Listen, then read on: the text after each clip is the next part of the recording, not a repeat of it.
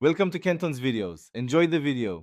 You start by enabling Remote Desktop on the target PC and confirming its device name so you can connect.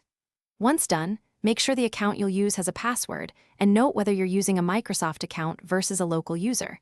This affects credential handling. Next, verify network reachability. Same LAN is simplest. Otherwise, plan for router port forwarding or a VPN. Finally, confirm Windows 11 Firewall allows remote desktop. This gets the process moving without delay. Now configure network details so your connection is stable and reachable. Assign a static IP or reserve the device in your router's DHCP table so addresses don't shift, which would break the link.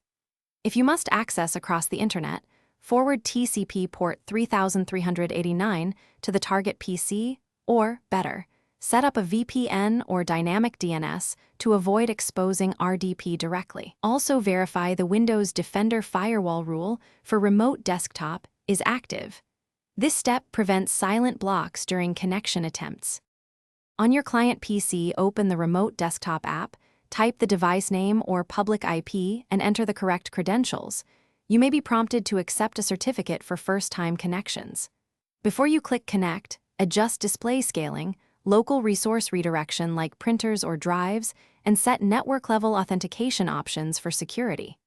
Once connected, test file transfer and audio. If it fails, a key troubleshooting step is to verify firewall rules, confirm port forwarding or VPN status, and ping the target to ensure network reachability. Thanks for watching. Consider subscribing if we helped you.